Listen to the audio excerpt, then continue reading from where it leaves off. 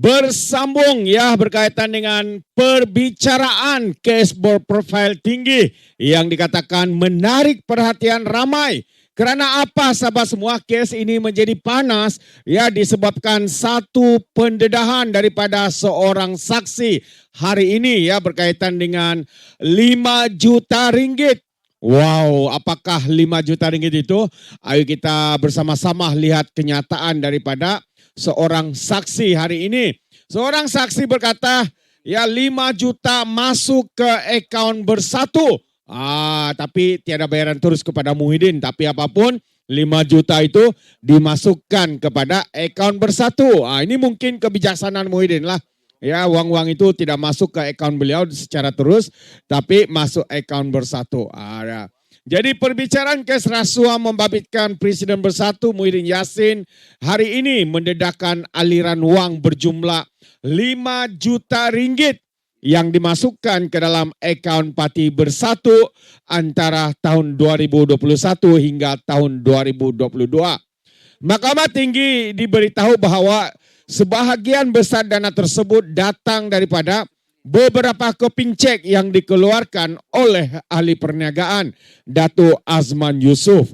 Siapa Datuk Azman ni ya? Banyak betul dia bagi duit sama Bersatu. Jadi penolong pengurus CIMB Bank Cawangan Bukit Tunku Herdayanti Hasan dalam keterangannya berkata Azman mengeluarkan cek 4 cek berjumlah 4 juta yang kemudiannya dimasukkan ke dalam akaun Parti Bersatu. Menurut beliau, 2 cek masing-masing bernilai 2 juta dan 1 cek juga 1 juta dikeluarkan pada 21 September 2021 manakala 2 lagi cek bernilai RM500,000 setiap satu bertarikh 3 November. Jelasnya, semua transaksi berkenaan direkodkan dalam penyata akaun milik Azman yang menggunakan alamat KCJ Engineering Sdn Bhd di Seksyen 13 Shah Alam sebagai alamat surat menyurat. Bagaimanapun ketika disoal balas oleh Peguam Bela, Datuk Amir Hamzat Arsyad Herdianti mengakui beliau tidak mengetahui tujuan sebenar transaksi tersebut. Dan sementara itu seorang lagi saksi daripada Maybank, Alfian Othman memberitahu mahkamah bahawa Syarikat Pembinaan Nepcare Sdn Bhd turut mengeluarkan cek bernilai 1 juta ringgit kepada Parti Bersatu. Katanya cek itu telah ditunaikan pada 21 Februari 2022 dan direkodkan dalam penyata bank bertarikh 28 Februari tahun yang sama. Dalam sesi soal balas, Alfian bersetuju dengan cadangan pihak pembelaan bahawa tiada satu pun bayaran dibuat secara terus kepada Muhyiddin.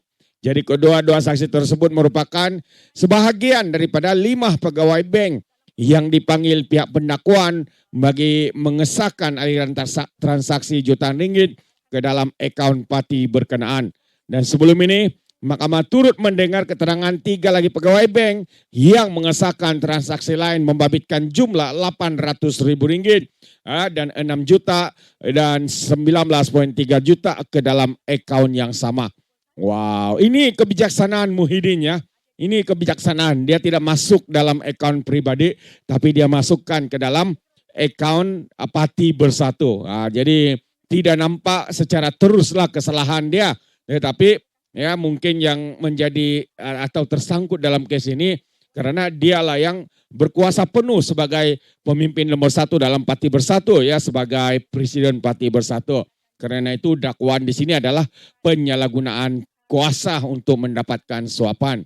Jadi Muhyiddin berdepan 7 pertuduhan berkaitan program Jana Wibawa yang diperkenalkan ketika pandemik COVID-19 bagi membantu kontraktor Bumi Putra. Itu dakwaan lah.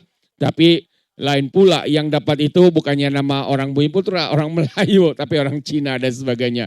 Jadi beliau didakwa atas 4 pertuduhan menyalahgunakan kedudukan untuk mendapatkan rasuah berjumlah 225,3 juta ringgit bagi pihak parti ya, Parti Bersatu daripada beberapa syarikat termasuklah syarikat Bukhari Equity Sdn Bhd, Nepcare Sdn Bhd, Mamfur Sdn Bhd serta Azman. Dan kesalahan itu didakwa berlaku di pejabat Perdana Menteri antara 1 Mac 2020 hingga 20 Ogos tahun 2021. Dan selain itu beliau turut berdepan 3 lagi pertuduhan pengubahan wang haram membabitkan 200 juta ringgit yang didakwah juga dimasukkan ke dalam akaun bersatu melalui beberapa perbankan. Jadi perbicaraan di hadapan Hakim Datuk Norwena Nurdin ditetapkan bersambung pada 28 hari bulan ini. Jadi akan bersambung pada hujung bulan ini ya. Kes melibatkan Muhyiddin Yassin untuk skandal rasuah yang melibatkan projek Jana Wibawa. Banyak nih, bukan sedikit sahabat semua. Ya, jumlahnya 225.5 juta. Patutlah mereka berhebat-hebat, bermewah-mewah, termasuk lapas ya dalam pilihan raya sebelum ini. Hebat betul mereka. Dan untuk tambahan sebenarnya, saya ingin memberikan sedikit perkembangan berkaitan dengan 3 penguat kuasa di Sabah. Dikatakan meminta rasuah sebanyak RM500,000.